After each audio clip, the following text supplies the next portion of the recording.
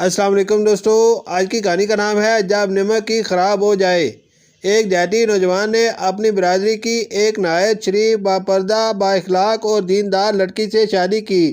ابھی شادی کو 1 سال ہی گزرا تھا کہ اس کا اپنے ایک قریبی رشتہ دار سے شدید جھگڑا ہو گیا۔ بات اتنی بڑھ گئی کہ نوجوان نے غصے میں آ کر اسے قتل کر دیا۔ برادری نے رسم و رواج کے مطابق وہ اپنی بیوی کو ساتھ لے کر علاقے سے دور ایک دوسرے ضلع میں جا بسا اور وہاں ایک نئی برادری کے گاؤں میں رہنے لگا۔ وہ نوجوان اکثر گاؤں کے چودھری کے ڈیرے پر بیٹھا کرتا تھا، جہاں لوگ روزانہ جمع ہوتے، گپ شپ کرتے، مشورے کرتے اور مختلف معاملات پر گفتگو ہوتی۔ ایک دن چودھری کا گزر اس کے گھر کے سامنے سے ہوا۔ اتفاقاً اس کی نظر نوجوان کی بیوی پر پڑی۔ وہ نہایت باحیا، خوبصورت اور باوقار خاتون تھی۔ چودھری کے دل میں شیطان نے وسوسہ ڈالا اور اس کے دل میں ناپاک خواہش نے جنم لیا۔ اس نے منصوبہ بنایا کہ کسی طرح نوجوان کو چند دن کے لیے گھر سے دور بھیج دیا جائے تاکہ وہ تنہائی کا فائدہ اٹھا سکے۔ اگلے دن چودھری نے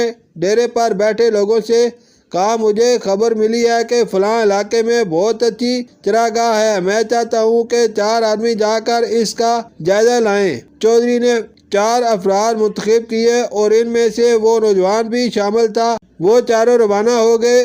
راستہ طویل تھا اور کم از کم 3 دن لگنے تھے۔ اسی رات چودھری چپکے سے نوجوان کے گھر پہنچا۔ عورت اکیلی گھر میں سو رہی تھی۔ اندھیرے میں چودھری دیوار سے ٹکرا گیا اور زور کی آواز ہوئی۔ عورت جاگ گئی اور گھبرا کر بولی، کون ہے؟ چودھری نے جواب دیا، میں ہوں اس گاؤں کا چودھری۔ عورت نے کہا، خیر تو ہے چودھری صاحب، اس وقت آپ کیسے؟ چودھری بولا، جب سے میں نے تمہیں دیکھا ہے میرا دل بے چین ہے، میں چاہتا ہوں کہ تم میری ہو جاؤ۔ عورت نے نہایت وقار سے جواب دیا، ٹھیک ہے، لیکن پہلے میرے ایک سوال کا جواب دو۔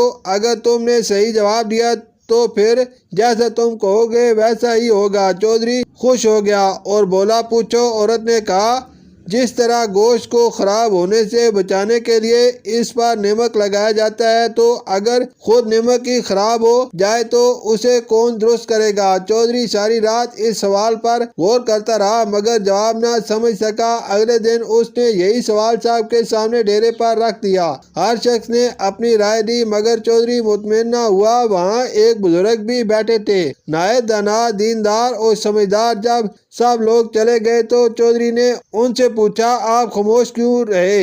بزرگ نے فرمایا، یہ سوال دراصل ایک گہری حکمت رکھتا ہے۔ اے قوم کے عقل مند لوگوں، اے معاشرے کے نمک، اگر نمک ہی خراب ہو جائے تو اسے کون ٹھیک کرے گا؟ اگر میری سمجھ درست ہے تو تم نے ایک باعزت اور پاک دامن عورت پر بری نظر ڈالی تھی، لیکن اس نیک عورت نے نہ تمہیں رسوا کیا، نہ تمہارا نام لیا، نہ تمہیں ذلیل کیا۔